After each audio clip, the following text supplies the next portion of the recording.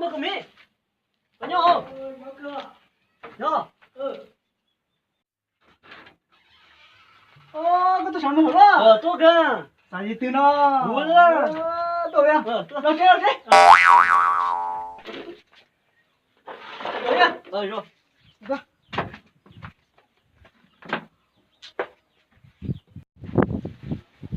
Tôi nói mới xin Chúng mà chị à.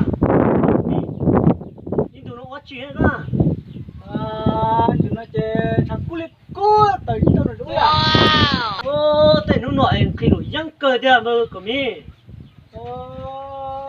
Cụ thể thôi đấy mà, nói chung cũng không học tạm thôi đấy. Nói à? Có bà chúa tụi bà từ mua cho một họ.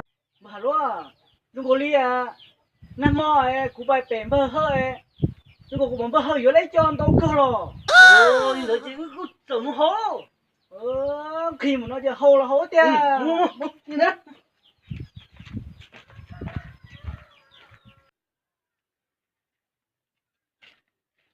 Mà luôn anh, nó mà của tôi mà giờ chúng nhau chế mà giờ vô lấy cho anh tao cơ rồi. Chỉ muốn hết đi phải nhau thế nào? Chúng nhau mà lấy hậu tôi mà.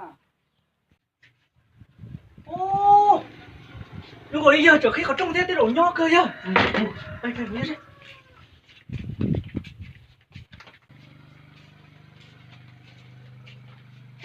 Có như chế là.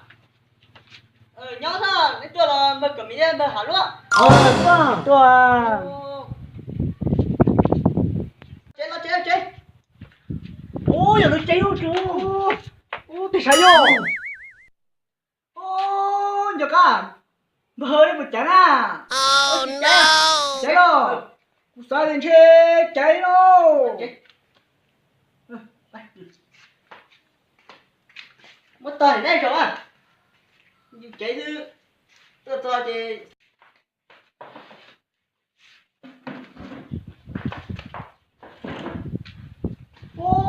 Đi cho tôi là đổ chạy nhá. Chúng đổ cứ thế đồ. đục thêm mà Mà hơi. Tôi nói chắc cô rồi. Không có chỗ đấy chắc là bé hò. Rồi vẫn lò. Sơi à. to lắm mà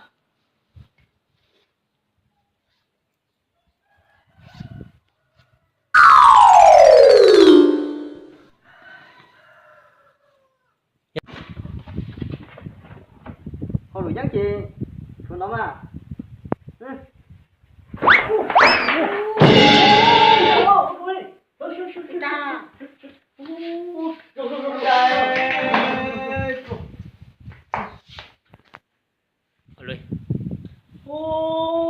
Cho nên là nhắn cười. Không có to mà trả to. Cái đồ rong không được sông. này chỉ bao rồi cho nó chơi cho các cá lắm mô sai nè sai ngoài trình bày này thì bao Chả chớ ổ lùa lì. cho nó chơi cho các cá lớn sâu thì gia su không hay gì nữa hồ Linh thở lô. hồ mà Chơi hồ sĩ tàu ca.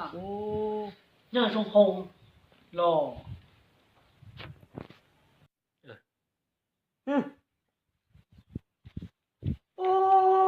Cho nó chơi cho nó vô hồ đi cha ơi. Vô hồ tao thứ to. nhà chỉ bao hồ đó mới là nó vừa thêm nét hồ ra xin đấy vô hồ giả từ mà muốn tôi giả hẳn đấy Hồ hỏi cá chỉ nó nhiều. Thiếu cũng mà hồ cho ếch. Còn nhớ đến đại chỉ thuần nhớ lòng thằng có những con nhìn nhiều. chẳng tới mua thế mà Mua cho nên hay được chỉ cho nó thế nào đó cho nó mà dùng tôi giả hứng á cho nó à dùng tôi cho cá hồ tài cá chỉ nó nia thế lò. hồ tài thì còn hiện đa thế dùng trâu hứng nào cho nó nào Mình thật thế à? Bố mua.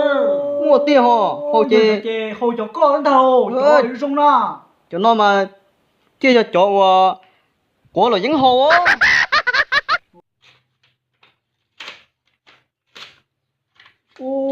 Cho lũ giang coi cho tao mơ đùa lấy có thế lò. cho nó thì chỗ của là những hồ luôn mà Thế chỉ sao nhở?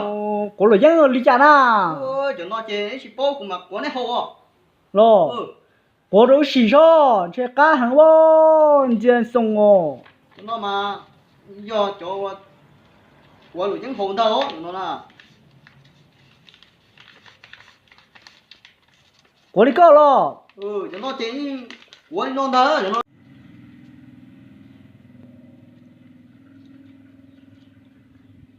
ô tao muốn dùng nó vậy có thế của nó thì đi rong ó nó là ô cho cô là dân cái mà hồn nhua rồi ôi nó mà chứ của mà thì đi của lại hộp linh được thế rồi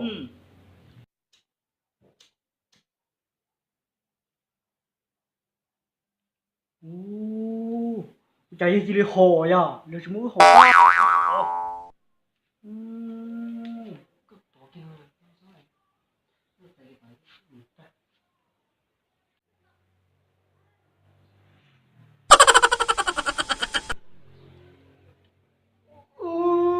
cá thì tiêu có xí mẹ cá thì tiêu ê có cái này có kiểu cá cưng cổ đi to em bơ vào hơi hay nữa không giả sử thông hải gì nó rong cơ con thì chào thì thôi hì cho nó cho rong tiêu xong hồ tà một cái hồ lá tao nó cá tiền đủ rồi lo nó